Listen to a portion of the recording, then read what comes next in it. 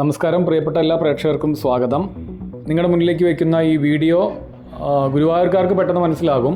ഗുരുവായൂരിൽ വന്ന് ദർശനം കഴിഞ്ഞ് പോകുന്നവർക്കും ഏകദേശം മനസ്സിലാവും. മമ്മിയൂർ ക്ഷേത്രത്തിൻ്റെ പാർക്കിംഗ് ആണ് ആദ്യം കാണിച്ചത്. വീഡിയോയുടെ തുടക്കത്തിൽ കാണിച്ചത് മമ്മിയൂർ ക്ഷേത്രത്തിൻ്റെ പാർക്കിംഗ് ഗ്രൗണ്ടാണ്.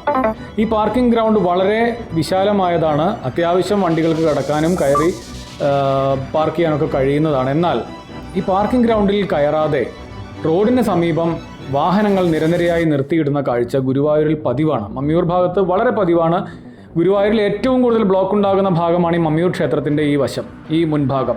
എന്നാൽ പോലീസിനോ അവിടുത്തെ സെക്യൂരിറ്റി, ദേവസ്വം അതുമായിട്ട് ബന്ധപ്പെട്ട ഉദ്യോഗസ്ഥർക്കോ ഈ വാഹനങ്ങളെ മാറ്റി പാർക്ക് ചെയ്യാൻ, അതായത് തൊട്ട് മുന്നിൽ വന്ന് കിടക്കുന്ന, നിങ്ങൾക്ക് കാണാൻ കഴിയും, ക്ഷേത്രത്തിൻ്റെ സമീപത്ത് വന്ന് കിടക്കുന്ന വാഹനങ്ങളെ ഈ പാർക്കിംഗ് ഗ്രൗണ്ടിലേക്ക് വഴിതിരിച്ചു വിടാനുള്ള ഒരു കപ്പാസിറ്റിയുള്ള, അതിനു മാത്രം തൻ്റെ ഇടം പോലും ഇല്ലാത്ത സെക്യൂരിറ്റി ഉദ്യോഗസ്ഥരും പോലീസുകാരുമാണോ ഇവിടെ നിൽക്കുന്നത് എന്നാണ് ചോദിക്കുന്നത്.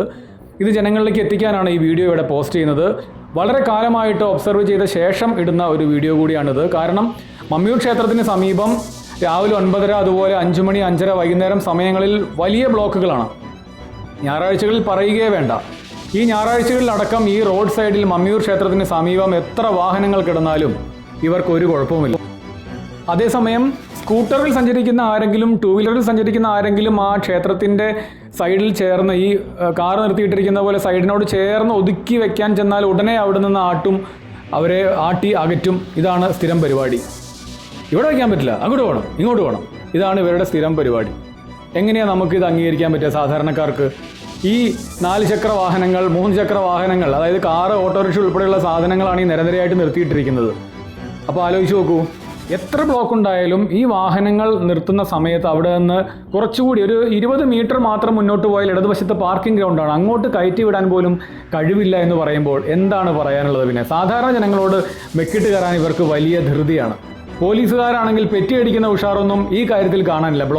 വലിയ ബ്ലോക്ക് ഉണ്ടാകുമ്പോൾ എവിടെ നിന്നെങ്കിലും 2-3 ജീപ്പ് പാഞ്ഞു വന്ന് അവിടെ ആകെ ബഹളം ഉണ്ടാക്കുന്നത് കാണാം.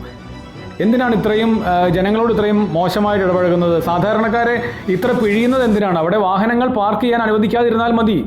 പക്ഷേ വാഹനങ്ങൾ യഥേഷ്ടം പാർക്ക് ചെയ്യുകയും ബ്ലോക്ക് ഉണ്ടാകുമ്പോൾ വാഹനങ്ങൾ എടുത്തു പോകാൻ പറ്റാതെ ആകെ കുരുങ്ങി വല്ലാത്തൊരു ട്രാഫിക് കുരുക്കാവുകയും ചെയ്യുന്നതാണ് ഗുരുവായൂരിലെ സ്ഥിരം കാഴ്ച. ഇതൊന്നും മനസ്സിലാക്കാൻ പോലും ഇവിടെ വർഷങ്ങളായിട്ട് ഇവിടുത്തെ ഭരണാധികാരികൾക്കും പോലീസുകാർക്കും കഴിയില്ലെങ്കിൽ, അമ്പലത്തിൻ്റെ വേണ്ടപ്പെട്ട ആളുകൾക്കും സെക്യൂരിറ്റിക്കും കഴിയില്ലെങ്കിൽ, പിന്നെ എന്തിനാണ് നിങ്ങൾ ഈ പാർക്കിംഗ് ഗ്രൗണ്ട് ഇപ്പോൾ ഉണ്ടാക്കി വെച്ചിരിക്കുന്നത്?